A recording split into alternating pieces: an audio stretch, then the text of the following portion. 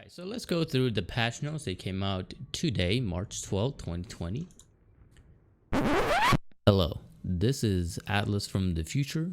There are a few things that I want to clear up before we proceed with the video. One, this is taken from our live stream over at twitch.tv/atlasml. So there may be or may not be viewer interactions, such as answering questions, replying to a comment, stuff like that. And the second thing is, I am a 4.3k peak Grandmaster support. Throw that out there just to let you know what type of opinion, what type of thoughts that are going to go into this video. This is also the first of the series, so there are a lot of improvements to be made. So just bear with us on that one. Now without further ado, let's talk. So with it came Overwatch Archives of 2020, came out of nowhere, no prior announcement, no nothing. This hit everyone by surprise, including me. I had no idea. And with it, they're actually adding weekly challenge missions. And the current challenge missions I'll get to later as to what they are and what happens. General updates, we got share replays. This is pretty big. You can now share your replay with other people. You can also now pin up to 10 replays to keep until the next patch. Unpin a replay to make room for a different replay. The 10 most recently imported replay codes are tracked. This allows you to watch the same imported replay again without retyping the code. There is a new note field for each replay entry, allowing you to add descriptions or notes for yourself. In-game friend requests will now only display in-game once per session. Real ID friend requests will only show real ID names in-game if you have recently played with that player. Now for some actual game-changing updates, we have the initial assemble heroes timer for games using the Assault Hybrid Control and Payload game modes, which would be all of the main ones that are in Quick Play and Competitive, has been further reduced from 35 seconds to 30 seconds. So just a 5 seconds, just to make games go a little faster. Not a big deal, you probably won't notice it much. In the Assault, Payload, and Hybrid game modes for competitive play, so basically anything besides Control, such as anything that's not Control, when both teams complete a round of offense and have more than 2 minutes of time bank, then each team's time bank is equally reduced until one of the teams has 2 minutes remaining. For example, if Team A completes a round of offense on Volskaya with 4 minutes and 37 seconds remaining in their time bank, and Team B completes their round offense with 2:50 remaining, then 50 seconds is removed from each team's time bank. This leaves teams tied 2-2 and Team A with 3:47 remaining and Team B with 2 minutes remaining. Add a photo of that side of the wall. Yeah, a little plain right here.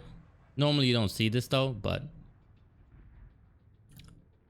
Season 3 of competitive 6v6 lockout elimination has begun if you're interested in that. Welcome Andreas, I hope you're having a good night. Now for some actual hero updates. Baptiste gets a buff. Now these were on experimental card a few days back, but they decided to roll out the updates as they were. Charge time reduced from 1 second to 0.7 seconds. This is a very minor change. I don't think you will notice this too much. Kind of just quality of life type of change. Regenerative burst, cooldown lower from 15 to 13 seconds. Again, I don't think this will be noticed very much. I mean, this is certainly helps because his self-heal, like more just self-healing capabilities to keep himself alive.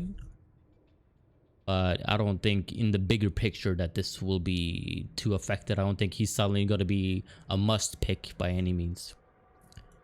D.Va boosters, cooldown increased from 3 to 4 seconds. Now I'm personally kind of for this idea. I understand that D.Va mates may not like it, but D.Va just had way too much control over the air.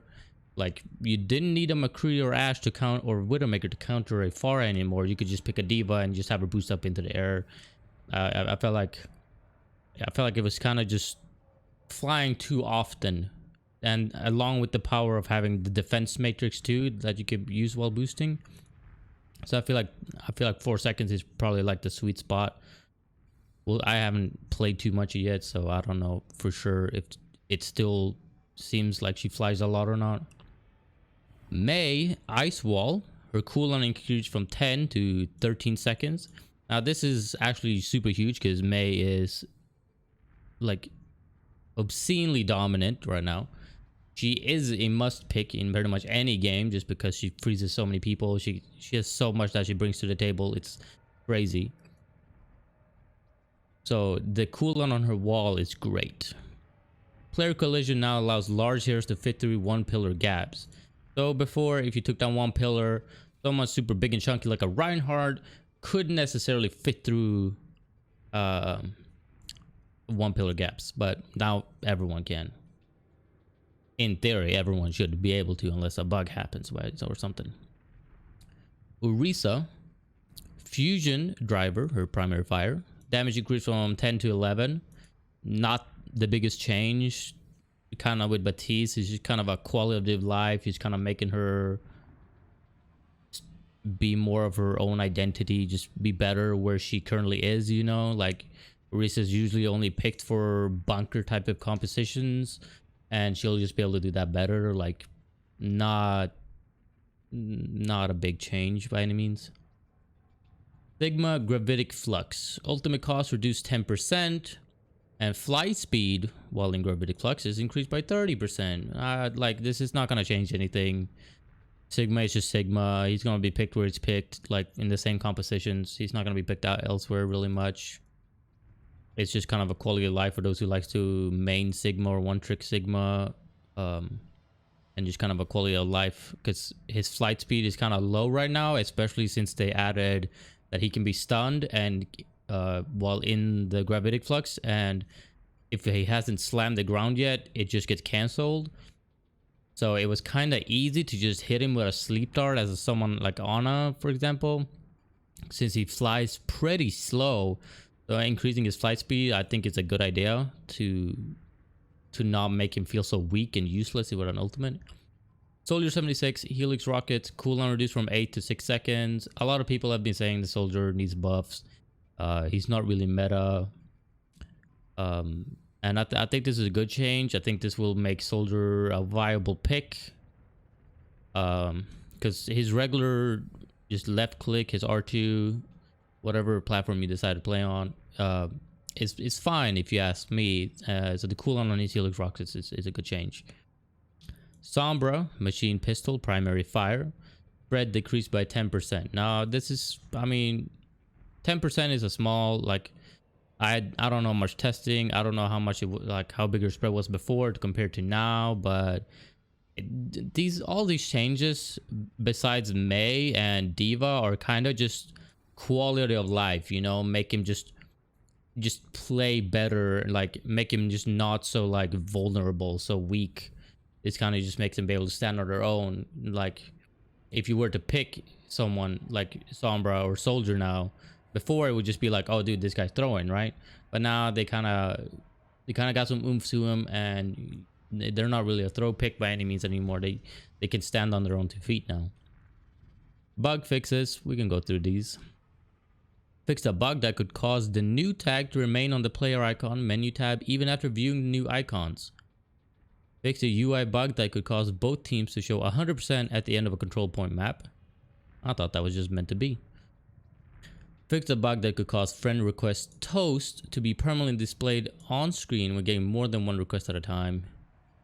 Actually, I'm just gonna go ahead and skip these. There are too many bug fixes. Alright, so that would be the bug fixes. Now let's get into the actual skins. We'll hop up into what's new. So with this event, we have a 3-week challenge. One in week 1, week 2, week 3. So for week 1, we have Symmetra Holly, if I'm saying that right. I'm actually kind of like loving this skin. Like, it kind of just looks like... Let me whip up Symmetra here. Yeah, it kind of just looks like her default. Like, it's very reminiscent of her default, but basically just they just paint spattered everywhere. Like, I mean, it's pretty cool, you know. It's just an epic, makes sense. It's not a bad skin, it's a good skin. Will I be equipping it? Maybe not, because she has skins like Oasis and Figure Skater, which are one of my favorites for her. But I think it's pretty cool. I think it's pretty cool. And in week 2, I'm not entirely sure what skin we'll have, but it'll either be Mei or Torbjorn. So in week 2 or 3, we'll have the Torbjorn skin. One's kind of plain, just kind of turns him green, gives him a pair of goggles, new logo on his belt. It's not much more to it. Pretty plain. Again, Mei is either week 2 or week 3. I'm not sure in which order they come in. It's kind of plain. However, I do notice that Snowball has ears on him right now. And I don't think he had that in prior skins. He got some bunny ears, it looks like. And or bear ears, actually. I actually didn't notice that before. Kind of adds up for the epic for being so plain, I guess. Will I be equipping it? Probably not.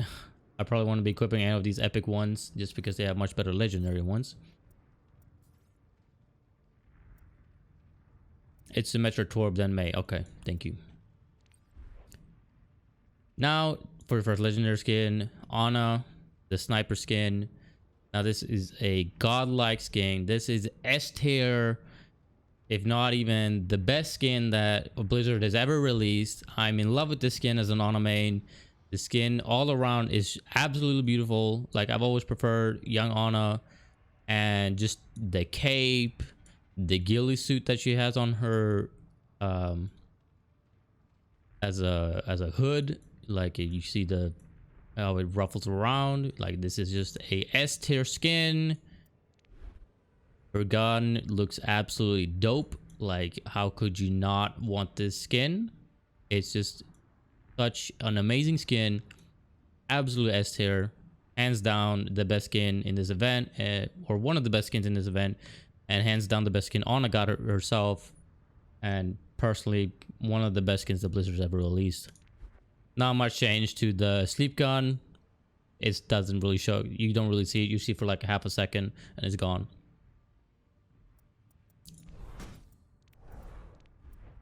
Again, this is an S tier skin. Like, I bought it straight out the gate. As soon as I saw it, I was like, I need to unlock that, and I equipped it. I haven't unequipped it since. Probably never will. Now Junkrat gets a legendary. Now I'm a little on the fence about this one. Like, it's not bad by any means. I feel like it kind of like seems empty for being a legendary, if I put it that way. That's just my thought on it. I'll do a little spin around right here. Like, I just feel like it looks a little plain to be counted as a legendary. But then we go into his guns, and that's where the legendary part really comes through. I actually now see here, as I haven't seen before, it actually signed Junkrat in gold right here. And that's pretty sleek. You'll never see this in game because he's holding it like this, so it would be the opposite end of the gun. But it's still pretty cool. Actually, it's signed Junkrat right here too. You'll probably see it in game. My bad. I take that back. So that is pretty cool. And then the diamonds, the gold. If you put gold on this, it probably won't cover up the diamonds, and it'll probably make the diamonds pop even more, make it look better. The gun is pretty cool. This doesn't change much because, again, you hardly ever see it in game. Again, the trap. Now I'm wondering, because I haven't seen the skin in game. If you are, the Junkrat trick, right, is to place a trap and then put a mine in it or next to it. Now with all these diamonds, how easy is it going to be to spot the mine right now? You know, I don't know if they thought that through. I haven't seen this in game. I don't play Junkrat much, and I haven't seen the skin in game yet. But the mine does look very good. So the trap, nothing changed about this one, because really, as if you see an enemy Junkrat, all you see is the teeth popping up anyways. So again, you don't really see this in game, so that doesn't matter much. This is just a sack full of stuff he's stolen, as far as I can tell. Like you got whatever that, what do you want to call that? A crow, a pigeon, an arrow, a sword. You just got a bunch of like a newbie staff. You got a bunch of random stuff that he's just stolen throughout. But the skin itself, this part, I feel like, I mean, yeah, he got all these like gold gauntlet, like they've changed his entire gauntlet. Like, I mean, I guess it's a legendary, but like his chest, like his head, his pants, kind of just seems plain for being counted as a legendary. But then you got his arms where the legendary, where it makes up for being so plain elsewhere, I guess. Next up, Pharah has a the legendary. And me and my wife Mel was talking about this before. This is actually the first skin, as far as I know, that really shows off Pharah's body without a armor on. Usually it's filled with usually she's bulked up with armor. This time she's not, and this seems to hint at, just like all the other archives, as to before all the Overwatch events happened. So this is before she was, you know, Pharah. Here she is, just Amara. We'll take a look around.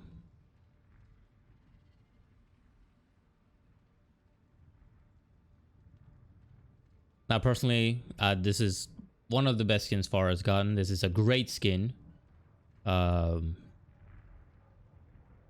This is definitely up there. This is one of the better skins for this event, up there with on a sniper skin. King Long used to be my favorite one, but I feel like this one is definitely up there now too. It's a really good skin. There's no doubt about it. I like playing Pharah too. She's just not really meta right now. She probably needs some buffs and changes to herself so she can be more viable. Looking at her gun, it's very clean, just a nice black, and it has a bike aesthetic to it, with like the vents off a bike, for example, tubes and stuff like that. It's kind of clean. Not much to say about the gun, but the skin itself is very, very cool. If I had more money, I would definitely buy it. Militia, Roadhog. I'm not a Roadhog person, so I can't speak much for this. It's a nice touch of the gun. Kind of almost looks like a Batiste gun almost. Like it's okay. There's nothing good happening, like nothing great, nothing exceptional happening here, but there's also nothing bad happening here. Like it's just kind of there. Like I feel like this was kind of just like a filler, like here have another legendary. That's just my take on it. But again, I've never been a Roadhog main. I'm not even a tank main. I don't really like playing tank to begin with. His gun looks pretty cool. It actually looks like a gun. You know, you have the ammo and whatnot. So I actually like the gun. As laser sight, his gun is great. I mean, this is definitely one of the better Roadhog skins, if you ask me. Especially when the gun comes in question. Definitely one of the better ones out there. His hook is super clean. I actually love the hook. It's a really clean, good looking hook. Which just kind of bumps up Roadhog, the skin in the Roadhog tier skins, you know. He has some good ones, but I feel like this one's gonna be up there with just based alone on how the gun and the hook looks like. And the potion doesn't change much because you don't see it much. It just says MLTA. Just kind of looks like a flask. Pharah workout. Now, my initial thought when I saw this, I was just like, this skin looks like it's something straight out of Fortnite. It's very colorful, like the hair. Like I was just like, this looks like it's straight out of Fortnite. But with that aside, it isn't a bad skin. Like she had some very good skins. Like personal favorites would be like Siberian, Totally 80s, Snowboarder. Those are probably the top 3 I can think of. But this is before she is Zarya, right? I mean, this is before she joins Overwatch, because as we can see on her face, I can't zoom in right now, she doesn't have her iconic scar over her eye anymore.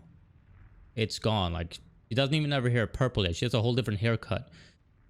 she's not like faded on the sides anymore. You can actually see that there's hairs going down on the sides and everything in the skin. So this is way before Overwatch, and I think that's kind of cool. I feel like I think it's great to see that.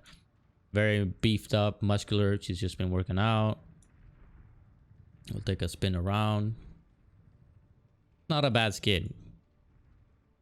I mean, I would feel like it's top 5 skins of hers, because I feel like Zarya has gone the shaft maritime a lot of times when it comes to skins. Her gun, it's pretty cool. I mean, it looks like gym equipment. You got the pull-ups. You got like, you just got like, it just looks like gym equipment all around. Kind of clean. It's not bad. It's nothing good. There's nothing exceptional going on with the gun, and there's nothing bad going on with the gun. It's just kind of there.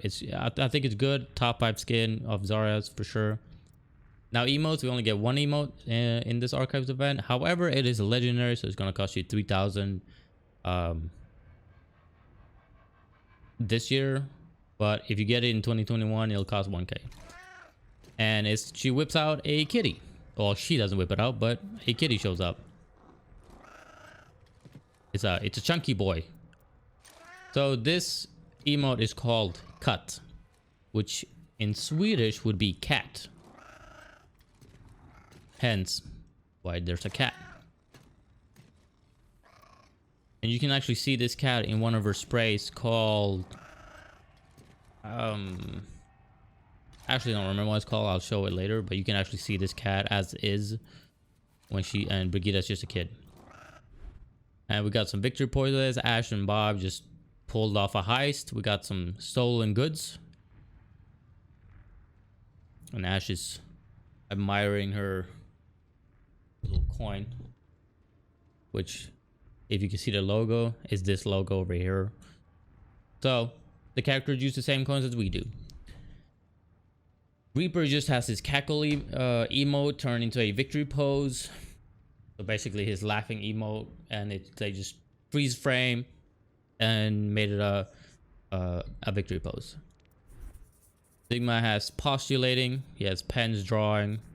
I don't know what he is seeing. I'm seeing these pens drawing absolutely nothing, but oh no, I take that back. They're drawing something right there. Okay, I take that back. They are drawing something. They're drawing math equations. We got your voice lines. It never gets fast enough for me. That's enough out of you. Now I like this one because you into a competitive or a quick play.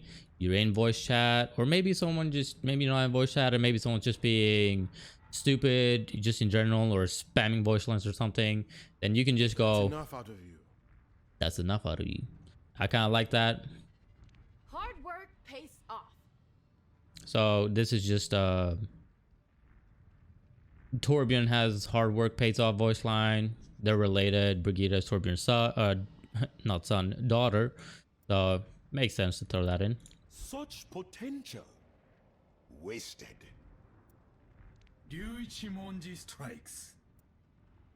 That went against my better nature. Empathy module not responding. Extraordinary claims require extraordinary evidence. Reality is rarely what it seems. The results are inconclusive. Show some respect. Not bad. Of course, new sprays. Ana gets a ghillie suit based on her, well, ghillie suit that she has. You can see it in here in the background. Her little sniper you see on her shoulders, and she got the hood part folded backwards right now, so it's not on her, but it's there. Based on Junkrat's new skin, he's stealing the crown that you can see him wear in the skin. Bear hug for May's new skin. Obviously, Snowball being a bear right now, and she's given a bear hug. Pharah gets a new skin based on her skin. She's just riding her bike, being a pilot, or pretending to be a pilot. I mean, she's, you know, being a rock star. Roadhog based on his skin as well, just sharpening his hook for all the hook kills he's gonna get, and all the hook into the Ilios well. Observation, he's just tossing the ball against the wall and it's bouncing right back, and he's doing some crazy math equations, I bet. Holly, she's just throwing paint splatter everywhere because you got paint splatter on her. Indigestion is just burping out something. Zarga is checking her pulse. We're in her workout skin because, you know, she's working out. Then you have the actual archives event skins that you get from doing the new challenge missions, which again I'll get into in just a second. So you got Reinhardt Aggressive, Blood Moon Rising, Carry, Deadeye Strike, Detonated, Feeling Invincible. And again, competitive 6v6 elimination is out. So you got your competitor and your hero. And when it comes to highlight intros, Sigma gets a new one. Now personally, this is a pretty good one if you ask me. It's definitely one of his better highlight intros, I think. I think they kind of did good with this one. Sombra finally gets a highlight intro. And this one's actually very good. I really like this one. I think this one is great. I think it's a great skin that they, or a great job that they did with that one. So the challenge missions that keep popping up, right? They've added that. So for today, we have the Uprising event, which is the first for the first week, which is also the first Archives event that they came out with. So for one of them, we got Molten Core. Every time you kill someone, they'll just drop a pool of molten core. Covers a kind of big area. Can be hard if you're getting swarmed. You just imagine Torbjorn is just molten coring in an area around him every time someone dies. Now I mean every time. You also have Glass Cannon. Players have reduced health and increased damage. So someone with 200 health, I believe Sombra has 200 health. Someone with 200 health now plays at 75 health. Reinhardt has 500, if I'm correct. He now has 175. His shield has what, 1600, or did they buff it back up to 2000? Whatever his shield has, he now has like 500 health on his shield. So there's a lot of reduced health going on here. But again, like a Reinhardt swing is just twice. A Moira suck, whatever you want to call that, is just like 1.5 seconds and they're dead. Like you can kill things pretty fast. Like McCree is just one critical hit probably and they're probably dead. And then next week we'll have Overwatch Retribution, which would be in Rialto, the second event they had. We can't see what they're we can't actually see what they are yet. We only get to know the names. And then for the third week we have Storm Rising, which would be last year's event, which would take place in Havana. Blood Moon Rising, Storm Raging. So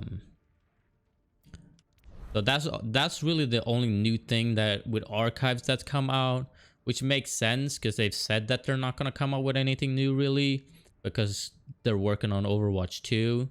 So they're just coming out with skins and then they throw it in this for a little fun. You still got all your co-op missions, story all heroes for Storm Rising, Retribution, Uprising. So nothing really new about that. And then with this week also comes new hero bans. So before they said that they're doing 1 tank, 2 DPS, and 1 healer. But for some reason, they decided to change it up this week. And we're banning Reinhardt, Reaper, Ana, and Moira. So my take is Mei is back in rotation from last week. She was banned last week, but a hero can't be banned twice in a row. I feel like Bunker is gonna make a good comeback here. I'm seeing Orisa, Diva as your tanks. Assuming you're defending. Let's just assume we're defending somewhere. Orisa, Diva. You'll probably pick Mei and maybe a McCree. Those were pretty dominant back then, before the hero bans came out. So they'll probably come back into rotation. And then for your healers, you just pick Batiste and Mercy. I feel like that has a strong contender of coming back in rotation. DPS you can swap out for whatever, but Mei is definitely probably coming back as a main hero, like one of the main ones. But you can swap out McCree for something like Soldier, Widow, Ashe. Like you can do whatever you want with that. Or we're gonna see more dive come out. It's possible we could see Winston Diva, Genji Doomfist, Genji Tracer, Doomfist Tracer, something divey. And then you would probably just pick Brig Lucio or Brig Zen, as they played in the Overwatch League just last week or the week before. So I'm seeing it, either of those, either bunker or dive. It's gonna come back in style, I might add, with the removal of Reinhardt and Ana Moira. So that's my thoughts on Archives events. To me, this is a very good event because they're adding challenge missions, throwing a little fun, a little spicy. They've dropped some very good skins. Sniper, Aviator. Like, all of these are very high quality skins, except maybe Militia King's Jameson. They're fall a little lower on the list. A great new emote, great new highlight intros.